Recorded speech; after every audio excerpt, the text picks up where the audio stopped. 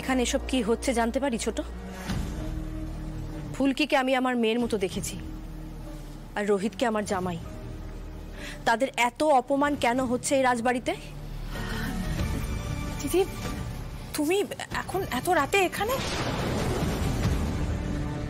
জেগে আছো? ওষুধ খাওনি? জেগে আছি বলেই তো তোর এই রূপটা দেখতে পাচ্ছি ছোট। তুমি ম্যাডামের এই আর কি রূপ দেখলে? ম্যাডাম যে তোমার কত বড় সর্বনাশ করেছে তুমি ভাবতেও পারছো না। বড় রাজা বাবুর মৃতদেহ দাহই করা হয়নি।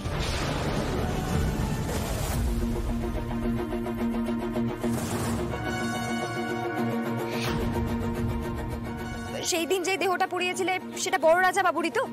না, 24 বছর আগে যারে সৎকার করবার জন্য নিয়ে আসা হয়েছিল তিনি বড় রাজাবাবু ছিলেন না। বড় রাজাবাবু অনেক লম্বা ছিলেন। 24 বছর আগে যার মৃতদেহ বড় রাজা বাবুর মৃতদেহ বলে সৎকার করা হয়েছিল সেই দেহ অন্য কারো।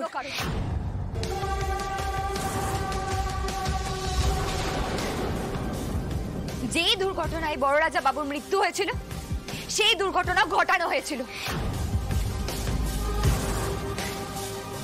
যেই লরির সঙ্গে ধাক্কা লেগেছিল সেই লরির মালিককে খুন করা হয়েছিল লকআপের মধ্যে। লকআপ খোলে খোলে তাড়াতাড়ি করো।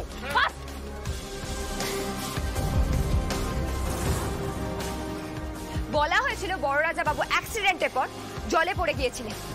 ম্যাডাম হয়তো এমন হয়েছিল যে আপনি ওনার মৃতদেহ খুঁজেই পাননি, সাত তাড়াতাড়ি আর একজনের মৃতদেহ এনে পুড়িয়ে দিয়েছিলেন।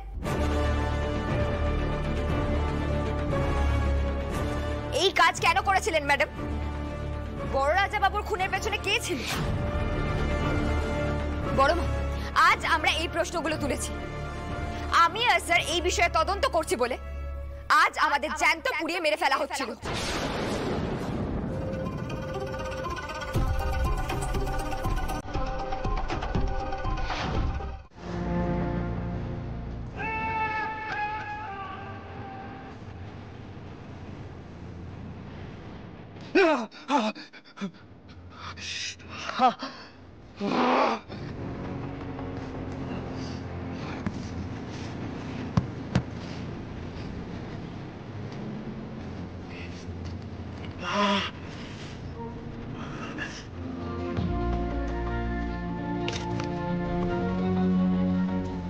কেন মারতে পারলে না রোহিত ফুলকিকে? এখানে মুখ লুকিয়ে বসে আছো, মুখে এত বড় বড় কথা বলো, আর এই তোমার ক্ষমতা?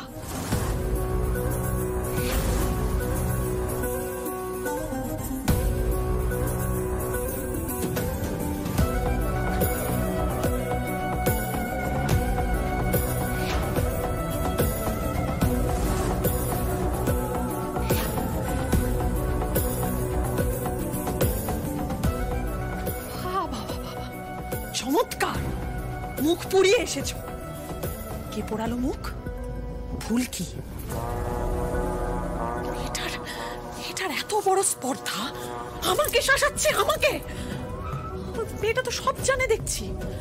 বড় রাজা বাবুর দেহ যে সৎকার করা হয়নি, আমি যে অন্য একজনের দেহ সৎকার করেছিলাম সেটাও মেয়েটা জানে। ওকে কেন এখনো বাঁচিয়ে রাখা হয়েছে? ওকে তো জ্যান্ত পুড়িয়ে মারার কথা। কিন্তু যেই কাজটা করবে বললো সে তো এখন হেরে গেছে দেখছি।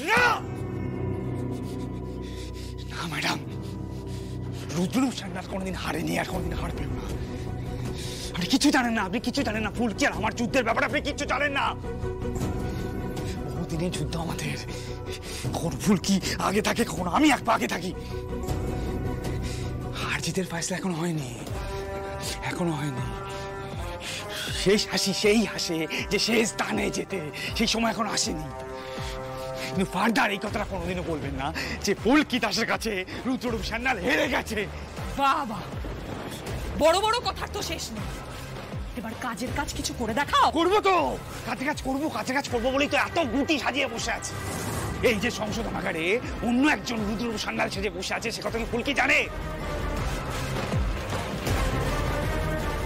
রুদ্ররূপ সান্যাল খোলা ঘুরিয়ে বেড়াচ্ছে। রুদ্ররূপ সান্যাল ইচ্ছে করলে যা খুশি তাই করতে পারে, তার অপরাধের রেকর্ড কোথাও থাকবে না।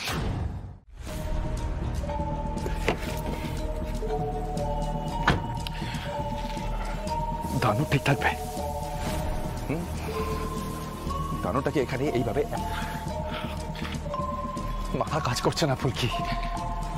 এই ছোট রানীমাকে এভাবে ওপেনলি কনফ্রন্ট করা কি ঠিক হলো আমাদের? I'm really feeling worried, ফুলকি। আর তো কোনো রাগ ঢাকি থাকলো না। বড় রাজা বাবুর মৃত্যু, পোস্টমর্টম রিপোর্ট, অন্য মৃতদেহ, এভরিথিং ইজ ওপেন নাও। আর এই ছোট রানীমা তুমি সুবিধার মানুষ নন, বুঝে গেছি আমি এটা। স্যার, আপনার মনে হয়েছে এটা যে উনি নাটের গুরু? উনি যে কতটা ভয়ঙ্কর আর কি কি